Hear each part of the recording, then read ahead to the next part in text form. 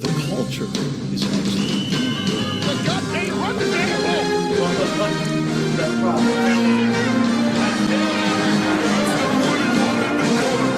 Calling both games.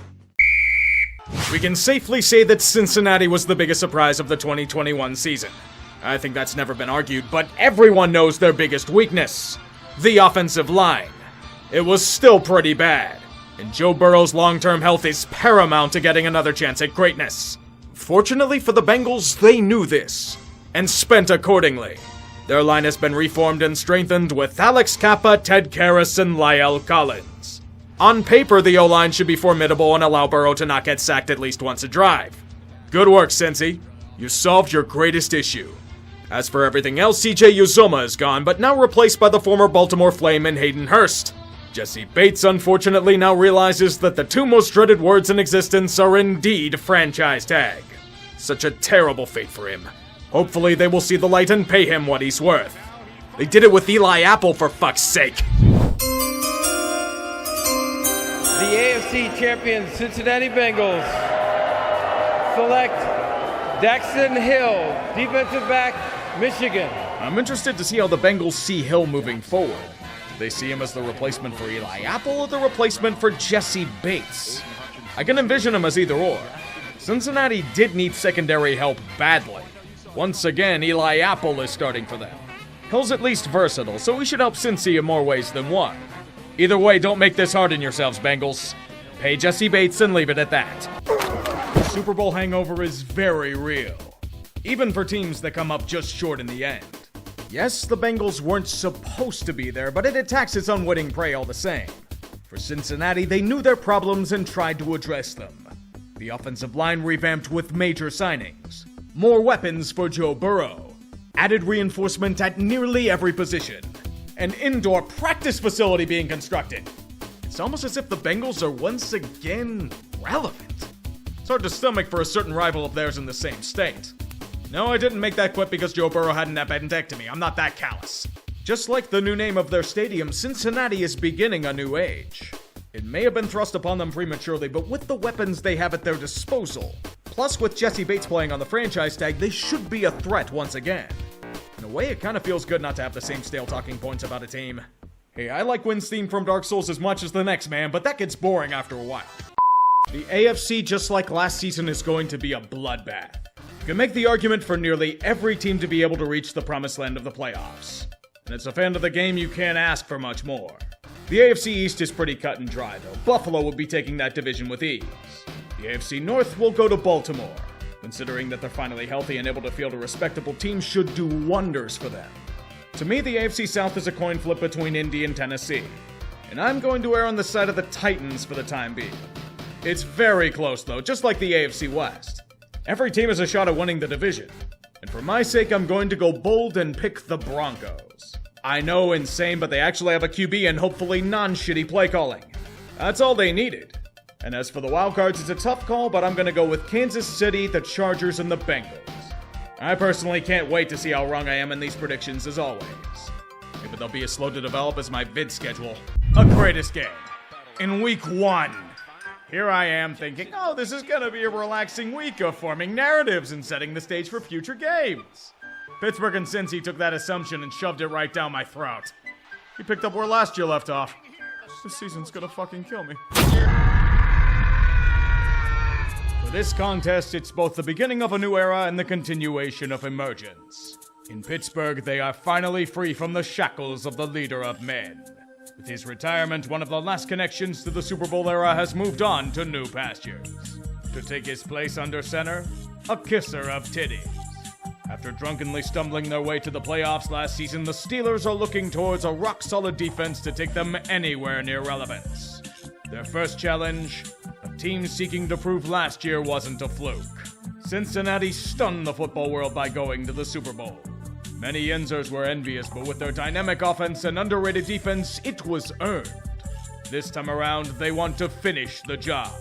With an improved offensive line and returning star, Cincy is seeking to maintain rare divisional supremacy. At the newly christened Paycor Stadium, the Bengals are favored by 6.5. Will the bullshit commence? I think we know the answer here. What you need to understand is one thing. When in doubt, trust in the high-end talent. The Steelers' defense is a relentless swarm of bald-faced hornets. When you intrude on their territory, they will show no mercy. They will destroy your quarterbacks. They will intercept your passes. They will annihilate your dreams. There will be at least 5 plays per half flexing the bullshit of Steeler football. Do not try to reason with it. Just embrace its power. Evan, kick all the amazing field goals you want, you cannot win. Who the hell needs an offense with this? I didn't mean actually not have a fucking offense, Steelers. Jesus, Matt Canada, you fucking suck. But not if the Steelers keep balling out like this on defense. For fuck's sake, score some more points. Oh my god, they did something on offense. Incredible. Now, only if they can't do shit afterwards. Well, Pittsburgh scored points?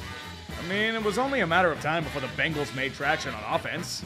You just can't terrorize their new offensive line all game. Or maybe you can. TJ fucking Watt just killed a man again. And then afterwards, teabagged the entire city with an incredible interception. Send flowers to their families. Black and gold ones. The offense is getting to the goal line again. Pittsburgh's moving the ball. Holy shit! Score some more points! I didn't mean another goddamn field goal. Oh, thank God it's pass interference on the defense. A touchdown, if you please. Trubisky flips it. Open man, Najee Harris. They scored 6. It's like a caveman discovering fire. It only took the Steelers about 7 tries to get it in, but Pittsburgh doesn't like hearing the word no. They'll get what they want. We know from experience. Even then, it's a sizable lead, yet it still feels shaky. Maybe it's because the offense is still trying to master hooked on phonics, or you can't hold down Burrow and Chase for long. Or the Steelers' defense will continue to play balls out. These fucking legends are pulling the same bullshit they did last year. And the offense still does the same bullshit of slowly dying on the field of play. Great. I wonder if the D can get like 5 interceptions and 12 sacks or something. It's gonna be the only way Pittsburgh wins. Yinzers were hoping for more heroics on 4th and 1, but unfortunately Joe Mixon is pretty good at running the rock. Down to the goal line where they show the Steelers how to score a touchdown on less than 6 tries. On second thought, never mind, the majesty of Pittsburgh extends to a receiver's foot being out of bounds. They must settle for a field goal. Bummer. Halftime check. It's 17-6. The Steelers' defense is destroying worlds while the offense is lazy as hell. Joe Burrow's TJ Watt haunting his nightmares, and the Bengals' new offensive line is going through growing pains. Same as the Steelers' offense, as they still suck. Unfortunately, Cincy did this thing called adjusting. They tried to adapt to Pittsburgh's scheming. No matter what the Steelers threw at them, Burrow was making magic. Chase was uncoverable, and the Bengals scored a much-needed touchdown. You knew it was overdue, but perhaps now Kitty can finally meow, especially with this 2-point conversion. You're only up by 3, Steelers. Any chance you can do anything on offense? Literally anything? Just checkdowns? Who do you think's a QB? Big Ben? Pittsburgh should be crushing them with this defense, yet they're stuck out here with Canadian offense, so it's watered down and has to be translated into French. Afterwards, Gunnar Olszewski got the most yardage of any Steeler in this half. The offense couldn't do jack shit with it. Any day now, boys. Any day you can stop relying on Chris Boswell to... What the fuck is up with this camera angle? Even CBS is bored of this shitty offense. Joe Burrow takes advantage of such boredom. But then... Here I come to save the day! The high-end talent. Roughly the 13th time in this game it saved black and gold asses across the land. 5 turnovers for the Steeler defense.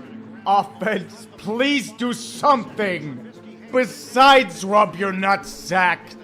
Jesus Christ. Oh God, the Bengals are storming forward. Joe Burrow is a fucking beast. He's shredding the Steelers defense. God, if you're up there, we need another Steelers miracle. Come on, you owe us for having to watch Big Ben under center last year. Dadgum. And apparently he's a good bluffer. God really is a fucking asshole. Speaking of those, anuses are clenched up and down the Ohio River. Why not let Joe Burrow open things up with a beautiful pass to Jamar Chase? Yet they quickly push to run another play. Here's the problem. This should be a touchdown. They can't challenge this since another play was already run. Technicalities reign supreme. Can they get into the end zone? The Steelers hold on 3rd down, but here it is. All the marbles. Who will claim them? Looks, floats. Here I come to save the day. Incomplete. Oh, thank you, sweet Jesus. The Steelers' defense and its bullshit marches on to a fucking jet sweep on third down. Get fired, Matt. Get fucking fired. That shit that gets eaten up in middle school. Your bullshit got Najee injured too. So now Cincy gets the ball back because this game is on all of the drugs. Literally all of them. Defense, you've made about 30 great plays so far, but you're going to need about 10 more thanks to this terrible offense. Please, please stop something. Oh my god, what a fucking catch by Jamar. I don't give a shit if his toe is an inch out of bounds, just give the guy the TD. He deserves it for that amazing skill alone. How much fluke bullshit can there be in a game? For the love of all things holy, I don't want to go scorched earth. How can this get any worse? Oh no, not him. Anyone but him! He might have torn his pec. He's out for the game, maybe the season. God, we are so fucked. God damn it, stop that shit! Pittsburgh ran out of loop in the third quarter dealing with their offense. 13 seconds left. Burrow goes back to pass. A shot down the middle. Incomplete, but another flag gets them a first down. 9 seconds left. Those poor puckered holes are pruning from sweat. Burrow slings the rock, but it's coughed up thanks to the power of Steeler football. It's running slid. 4 seconds remain. One more chance for the Bengals to score. The anticipation is tremendous. 4 seconds left. Burrow dials it up. Touchdown! Defense plays like that and the Steelers are still going to lose. Matt Canada needs to be locked in the same damn barrel Randy Fichtner was. Just kick the extra point. Fucking end it. Trying to complete the run. Here I McPherson, come to save it's the day. blocked. Oh my god. They blocked the kick. The game is tied. The bullshit is real. Suck my dick. This game should have been over about 6 separate times, yet we get overtime because UPMC needs to reach quotas in the city of Pittsburgh. We have never been happier for a long snapper to be injured than we are now. Too bad the Steelers' offense is still dog shit. Fuck you, Canada. Now Cincy can finish this wounded defense off. Do you know how much energy is sapped when they have to bail this team out at every opportunity? Without TJ Watt, there's no pass rush. They can't stop them anymore. Hayden Hurst makes an amazing grab and it's all but over. It's a chip shot. Steelers use their last perk for the block kick. Just put the dagger in my heart already. Wilcox, snapper, Huber, holder, from 29 yards away. Oh, he missed it badly! He fucking missed. What? What? Have none of you bastards watched Ace Ventura? Laces out! Laces fucking out! My kingdom for a long snapper! Please, offense, do something! Did he just catch that? Did Deontay fucking catch that? Holy shit, he did! There's no white outline on his foot! The Steelers did something on offense! It's happening, people! The apocalypse is nigh! Trickery Pittsburgh does is somehow working! They're finally back in field goal range! Someone can end this acid trip of a game and send us home with some semblance of... Oh no! Oh my god! No! The kick is up! Inside! Did he... Oh no, it hit the post! Oh god! They made this game end! Ah! My god! Fuck! Come on! The bullshit is unbelievably real. Cincy gets the ball back. I've had about 6 heart attacks today. Other people have had an average of 9. Bengals are back in field goal range. Here I come to save the day. Who is this song even for nowadays? I don't know. Cincy is back in field goal range. Why the hell are they back at the 50? Oh my god. They're gonna get fucked on a technicality. The holy roller rule. If another offensive player picks up the ball in the final few minutes of play, the ball is dead at that spot. The Bengals are out of field goal range. Everything is fucked. The game is the rapture, revelation, and end times all in one. Cincy is punting. They're punting in overtime with 15 seconds of clock left to burn. Even they're dazed and confused. The Steelers get the ball back with less than a minute left. I have no faith in them to do anything. Just get the goddamn tie and escape from this hell. They're somehow moving down the field. I don't know if this is reality or a mirage. If somehow opened up a portal to another dimension, and Pratt Fryermuth is somehow becoming as clutch as Heath Miller was. This fucker has carried the team right to field goal range with time winding down and the Milky Way imploding on itself. Boswell has a chance to win it from 53. Please don't let the ball doink again. Boswell trying to get it done. Snap, placement, kick out of the way. Boswell! That's a winner! What did I even witness? The Steelers won, but I have no idea how the hell they did it. They should have lost at least 5 separate times, yet the fluke bullshit reigns supreme again. It's gonna be the same shit as last year. I'm going to die. I am literally going to die. This team will kill me. How is this gonna get zanier than it already is? TJ Watt doesn't need surgery. Holy fucking shit, the Steelers are still going to the Super Bowl! The kick is up! Oh my god, it went through! It's good! Oh my god! The Steelers have won! We have somehow won through 17 billion shades of bullshit! And the Steelers are going to the Super Bowl! I have no idea how! I have no idea why! Cincy?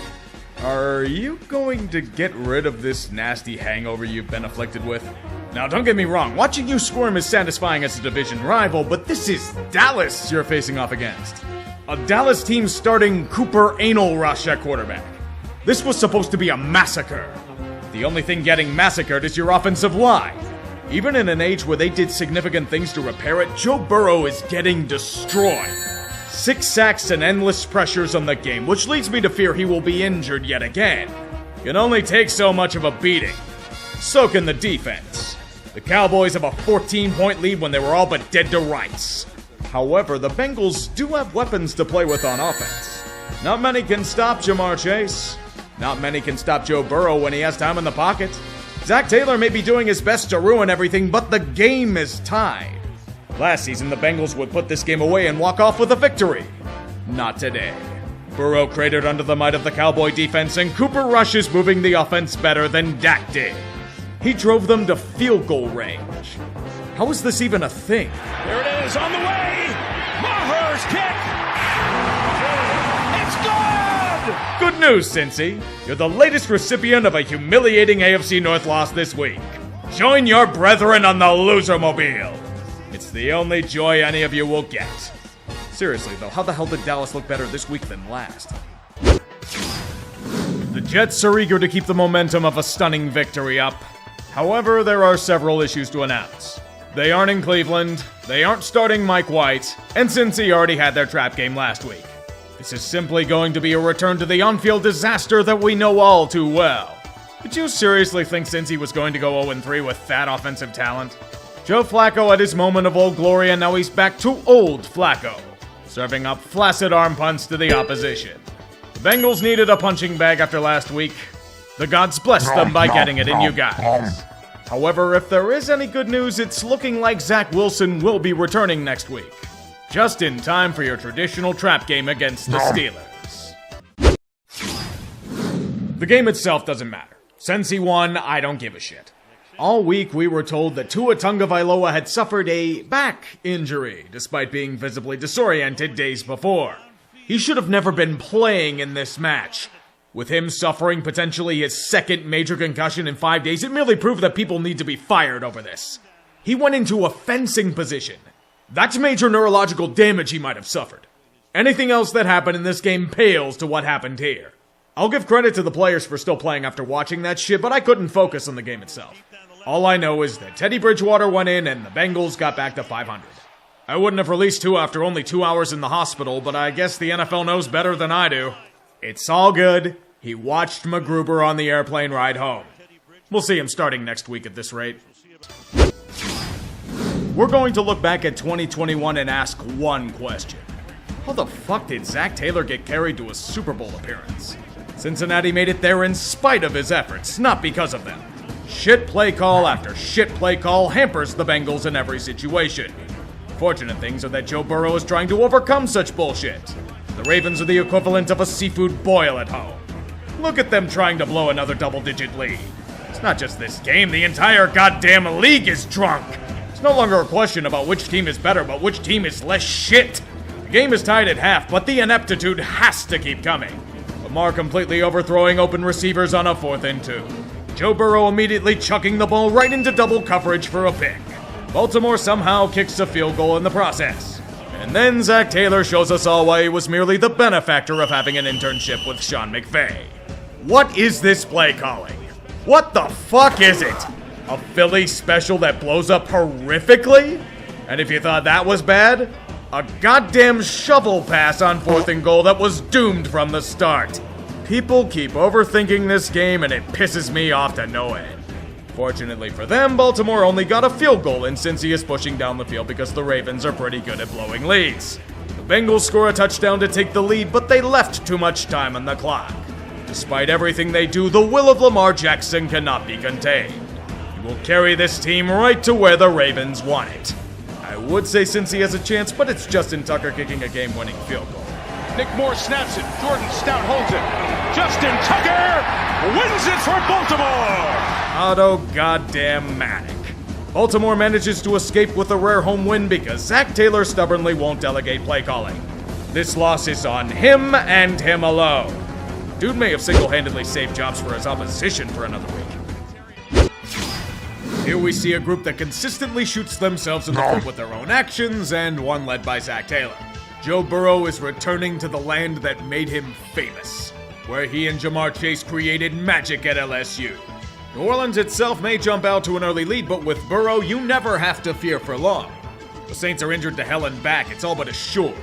His impeccable skill and composure will guide Cincy back into the matchup. It will be a fight to the bitter end. Cincy tries relentlessly to recapture the lead, but the Saints continue to remain one step ahead of them. Despite the efforts of Burrow, the sands in the hourglass are running short. The Bengals are down by 2 with 2 minutes left. We need a throwback for nostalgia's sake. Burrow throwing this side of the field. Jamar Chase with the catch and up the sideline. And there he goes. Jamar Chase to the end zone for the touchdown. You missed that, didn't you, New Orleans? Too bad this isn't college and you aren't playing Clemson. The Saints lose yet another heartbreaker in a season that has been full of frustrations. Joe Cool will smoke his victory cigar with pride. He's added another notch to his legacy at the Superdome. Atlanta was riding all of this momentum thanks to a San Francisco squad that kept stepping onto bear traps. Unfortunately, the Falcons don't have an opportunity to reset them on the road. Cincinnati needs to bury their opponents. Their hope was destroyed when A.J. Terrell was taken out of the game due to injury. And Joe Burrow destroyed whatever hope was left with his precision passing.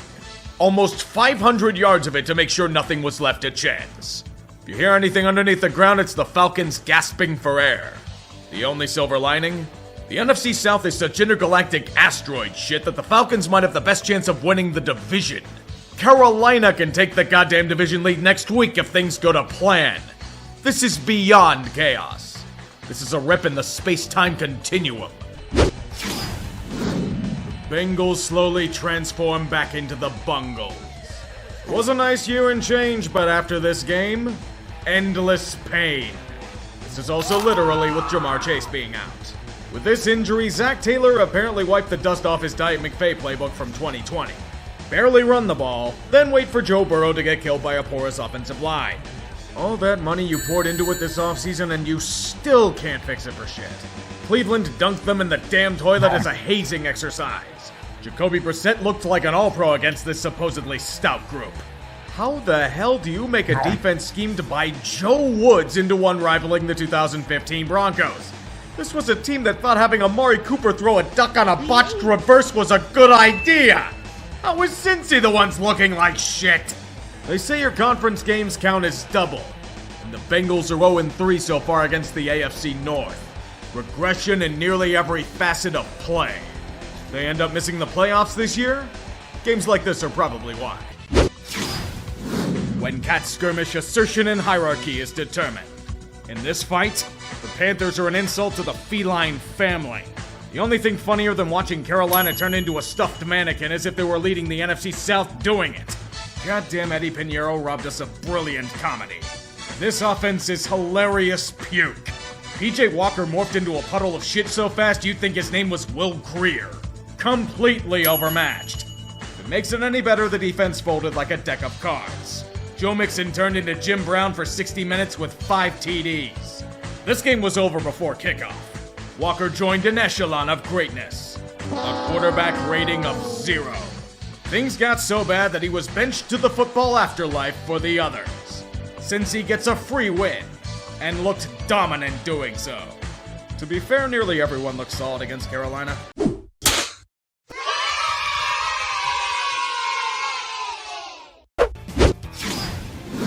Tonight, on Slow and Painful Deaths, more self-inflicted wounds in a season of woe. Mike Tomlin said this was the equivalent of a playoff game. Considering the Steelers continually fail in January, it was a fitting analogy.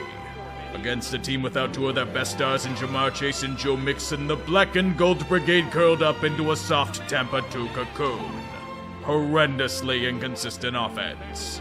Terrible Canadian play calling. A so-called elite defense that gets gashed by Samaje Perine. Despite TJ Watt trying to play God. Once the second half started, it was over. The Steelers had the lead, but they hit their quota of scoring 20 offensive points. It's the story of Pittsburgh in 2022. Winnable games they find ways to piss away. And it leads to all but the end of the road for many narratives. Please, you have to help me. They've had me trapped in the basement for weeks. I've been surviving on nothing but stale bread and rat droppings. Please, do Shut up! What the fuck? Shut up! As the past continues to die in the corner, so are the days of our Steelers. I'm going septic. The Battle of Sus. These teams are being held back by shit coaching in some regard. Be it Zach Taylor botching offense or Todd Downing botching offense, it's a mess to watch. Without Jamar Chase or Joe Mixon again, it'll be even tougher against a stout Titans defense. And that's not counting King Henry lording over every single adversary that tries to stop him. That is, if he doesn't fumble and a Vassal recovers the ball in the end zone. This is the deadliest the Titans offense will be in the game.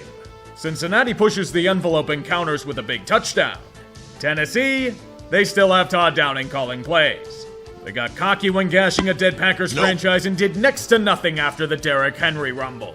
The Titans can have these incredible splash plays for big yardage, yet can do nothing in the red zone because, wait for it, this offense is useless if King Henry isn't doing everything.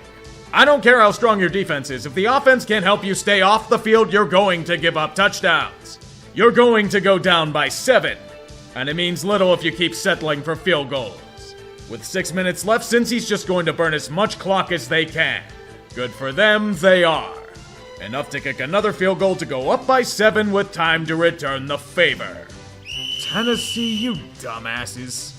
Running over the long snapper? You're going to lose the game like that? Jesus, the Titans are really good at swiping defeat from the clutches of victory. Bengals enjoy the hard-earned win. It reminds me of a certain game that happened back in January. Just replace Ryan Tannehill self-destructing with Todd Downing. Witness the revenge match for the AFC Championship game, where spectacular duels commence and challenges for conference supremacy are at stake. Cincy needs to keep pace with the Ravens, who somehow keep winning despite their offensive stagnation. Kansas City just wishes to secure the glories of the number 1 seed. It's going to be tough considering they're up against the team that bested them in the playoffs last year. Let's hope they don't get cocky this time around. Since he's out to an early 2-score lead, but the Chiefs will show resolve. They'll stuff the Bengals on a critical 4th down near their goal line. They'll stiffen up on offense to unleash their full power. It's no question that Kansas City was going to take the lead. It was when it would happen. The Bengals do kick a field goal, but the path is set. With control in the 4th, all they need to do is continue to push. Suffocate their opponents down to their last breath. Here's Mahomes hit when he threw it. It's Kelsey. Pratt's trying to hold on to him, needs some help. Ball came out. Ball came out and Pratt has it. The grasp of the game is stripped from their hands like it was from Kelsey? Travis Kelsey's fucking up now? There really is a first for everything. We know how Joe Burrow reacts to this news. An efficient, timely drive. It's about as automatic as the Chiefs are. Backpedaling, man wide open at the 5, and that's a touchdown for Chris Evans. Cincy keeps goddamn doing it against Kansas City. They take the lead by 3, but you can't sleep on the Chiefs. Fortunately, the Bengals don't. Their defense stuffs them on a critical 3rd down and forces them to rely on the leg of Harrison Butker. Gotta hook it. Gotta hook. Gotta hook. That's also something that tends not to happen with regularity. Now Cincy can win if they can burn the clock. They've managed to get 1 first down, but they need another on a 3rd and 11. Pressure. Pass. Oh, that's gonna do it. I don't know what's causing it. Maybe it's something in the water. Maybe it's the will of the gods themselves, but the Bengals have repeatedly owned the Chiefs over the past year and change. This is their 3rd straight win against them in a critical situation. Zach Taylor can't game plan his way out of a paper bag some weeks, yet consistently beats Andy Reid. You figured that one out. Battle of Ohio is one full of bragging rights. Cleveland and Cincinnati ready to kill each other as Columbus just chucks Buckeyes around the state. I would invest in a missile defense system if I were in that city. You'll need it to avoid being pelted with long balls on 4th and 1 by Jacoby Brissett. As we wonder what the hell the Browns were thinking there, since he takes advantage by not missing when firing their weapons. It wasn't the prettiest game in the world, and there's probably a shit ton of nuclear fallout to manage in the aftermath, but the Bengals do what they need to do. Joe Burrow picked apart what was thrown in front of him, and Nick Chubb went flaccid for most of the game. It's all you can do. Beat your rivals convincingly and keep pace with Baltimore. That team keeps getting lucky. The playoff push is reaching its final stages. Only 1 spot has been clinched by Philadelphia, but 4 weeks remain. In the AFC, it's wide open. Buffalo currently has number 1 seed, but Kansas City is close behind, if only because of a head-to-head loss with the Bills. Baltimore currently has the AFC North lead in the 3rd spot, and Tennessee has a loosening grip of the caboose division in the AFC South. Wildcards are currently held by Cincinnati, Miami, and the Patriots. But the Chargers and Jets are tied with New England at 7 and 6. A few other teams are 5 and 8, but they're long shots at this point. The picture will become clearer as time goes on. And as we all know, there's only one rule to follow. Don't get eliminated! Tampa Bay is a terribly coached team. Bruce Arians' years were an aberration. He must now suffer through Todd Bowles suffocating the team like his personality. Dead. If you were to simply look at the first half, you'd ask, what gives? The Bucs are out to a sizable lead. Tom Brady looks as if he hasn't aged 1 bit. Cincinnati can do nothing against their resurgent defense. It's like they've returned to their dominant form of last season. I'd hold that thought if I were you. Problem is the thought outright crumbles into a million fragmented pieces. This game showed us how pathetic Tampa Bay has become. They didn't just lose this game. They outright self-destructed on offense. Who the fuck do you think you are? Tennessee? It's almost as if the Bucs were either paid to take a dive or simply forgot how to play football. Considering how shit they've been for most of the year, I'm going with the latter. Everything that could go wrong did. And it allows the Bengals to continue their torrid streak and smack around a decrepit husk of a franchise. You know the worst part of this? Tampa's probably getting a home playoff game regardless. They're fucking terrible, yet their division is somehow worse. Be thankful you were gifted a win against Atlanta and New Orleans choked. It's the only way you've earned anything. We've had quite a lot of teams reach playoff land this week, didn't we? It doesn't mean we're anywhere close to settling how things will shake out. The AFC has many spots open to claim. Only Buffalo and Kansas City have clinched, and the Bills still have number 1 seed. Cincinnati overtakes Baltimore for the AFC North lead, as Ravens fans wonder why they keep squandering chances. Tennessee is far past that point. They've lost 4 straight and are in an existential state of dread. And for good reason. Baltimore has sole possession of the first wildcard spot with 9 wins, but it's probably a disappointment to them. Same as Miami, who falls behind the Chargers for the second wildcard spot thanks to losing their matchup with them earlier in the year. The Jets and Patriots both with back-breaking losses are the first teams out with 7 wins. They should be careful. There are a ton of teams with 6 wins, including Jacksonville, who's only a game back of their division lead. This is gonna be quite fucky, isn't it? Everyone left, you know what to say. Don't get eliminated! Imagine a timeline where the New England Patriots are a poorly coached team that's garbage at situational football. It may be sacrilege to say under the hoodie, but they might be there. I respect what he's done, but surrounding himself with worthless hacks as assistants doesn't help. Unsurprisingly, against the Bengals, there will be further hell to pay. Against themselves, as always. It's come to a point where bringing Bill O'Brien back will be celebrated like General MacArthur in New York City. At least he's proven he can move the ball down the field. The god-awful offensive attack will confirm it. When it's 22-0 at halftime with no momentum to speak of, things are all but over. However, the hoodie still has a few tricks up his sleeve, mainly casting a sleep spell on the opposition from the sidelines. It seems most improbable considering their disorganization, but New England is somehow bamboozling their way to a comeback. Cincinnati keeps making an endless cavalcade of mistakes, and it allows Foxborough to think they have a chance. The offense is somehow scoring points, which is a rarity in the post-Brady age to be only down by 4. How do you keep the madness coming? By a convenient fumble by Cincy. The bullshit is very real today. Marching down to the goal line late, they may save their season after all. Handoff. Stevenson. Stonewall. And Stevenson lost the football. Cincinnati claims they've got it, and they do. Ramondre. The Pats had the win all but within their grasp for a second straight game.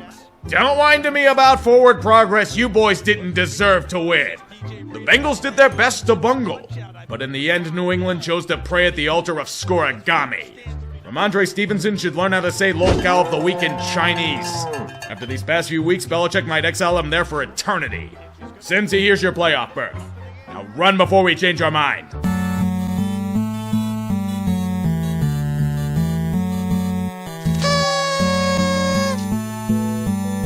With a few big losses this week, the NFL playoff picture has become a mosh pit, as has been written for time eternal. The AFC North is still neck and neck between Baltimore and Cincinnati. Guess who plays each other in Week 18? That contest will more than likely be for the division title. In the AFC South, same scenario. Tennessee has fallen apart so badly that Jacksonville now holds the division lead. No matter what happens next week, their matchup is guaranteed to be for the right to advance as division leader. There are no changes in the first 4 seeds, but Buffalo can clinch number 1 seed if a few things go their way next week. In the wildcards, we know either Baltimore or Cincy will get one, and the Chargers just clinched another.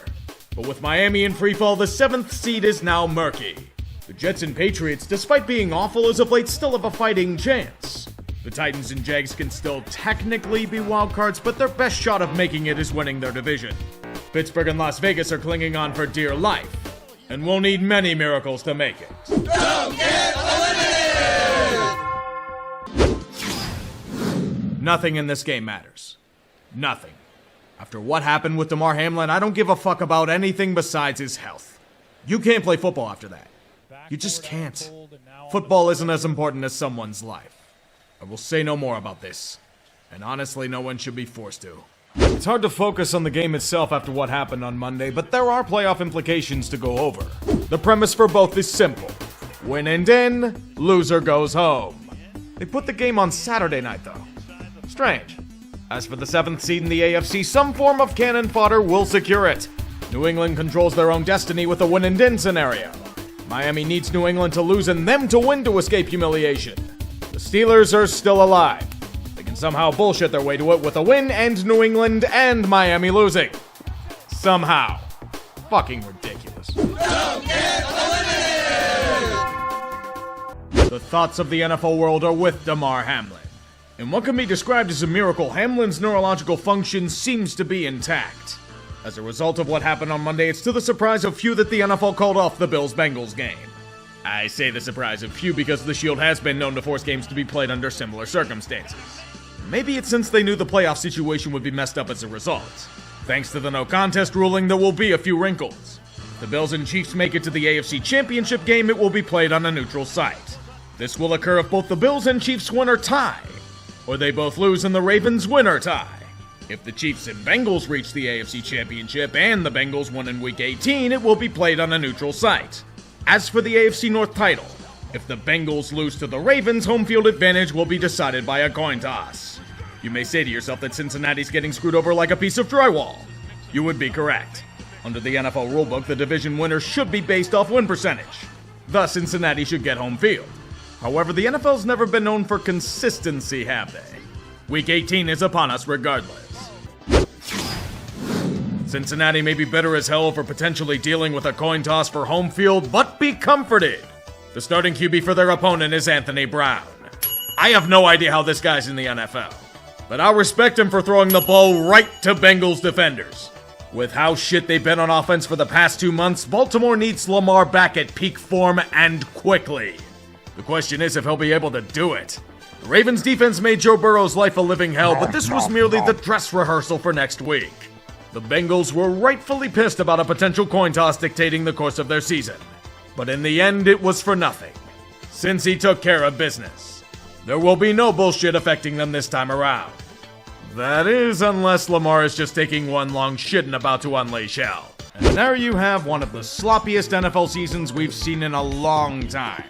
Depending on how you view things, it's either thanks to a revival of defense or incredibly terrible offense. I'm on the side of the latter, but when you see a collapse of anything resembling discipline and technique, it tends to be like that. But as the playoffs await, it's time to get sappy and sentimental. I consider Sportsball as a project of sorts, and it feels weird when it's over. I want to thank you for joining me for another year of this madness, and I wish you all nothing but the best. It's been 6 seasons since I started this series, and I somehow haven't lost my damn mind yet. Perhaps these playoffs will do the trick. I'll see you all for the Haters Guide. Running it back is one of the hardest things for a Super Bowl contender to do. And early on it was looking like the Bengals were dealing with a hangover of their own. They were simply meh. Watching Joe Burrow continue to die behind an offensive line failing to mesh and Zach Taylor trying to out-genius himself on the back of a kids menu maze was painful. Even then, when there is talent, there is a way to overcome early adversity. It was looking like a struggle turned into a thriving enterprise. Burrow smoking the opposition with throws to Chase and Higgins. The offensive line finally starting to come into its own somewhat. And the defense still as underrated as ever. A well-rounded unit that can only be stopped by themselves if we're being honest. Even if Baltimore looks ripe for the kill. And since he's a very worthy adversary, they cannot look ahead. Too many teams have tripped over themselves in the process. If the Bengals aren't careful, they'll become just another statistic. It's happened to much better units in the past, even ones they beat on their Super Bowl run. The gods have a cruel sense of humor. They'll build up teams and give them a false sense of confidence only to humiliate them in big moments. I had a feeling this was going to happen to Cincy. They were getting way too cocky, talking so much shit that no one in their right mind could back up. Eli Apple and Mike Hilton running their mouths, Burrowhead Stadium, the fucking mayor of Cincinnati issuing a paternity test from Mahomes. You're just asking for trouble. A healthy serving of humble pie must be delivered by a man with one healthy leg. I want to say one thing. The ref ball was especially heinous. An incredibly fucky game that felt manipulated as hell. Even then, the refs weren't the main reason the Bengals lost. They did this to themselves. A backup offensive line hurt them at the worst moments. Burrow chucking arm punts on 3rd and short. And the coup de grace, a back-breaking 15-yard penalty sending the Chiefs to field goal range. Shades of the 2016 wildcard game. Brutality in slow motion. Victory within grasp, yet manages to slip away. Forced to swallow a pill of bitter regret. It's the pain of the postseason, and the cost of glory. A true shame.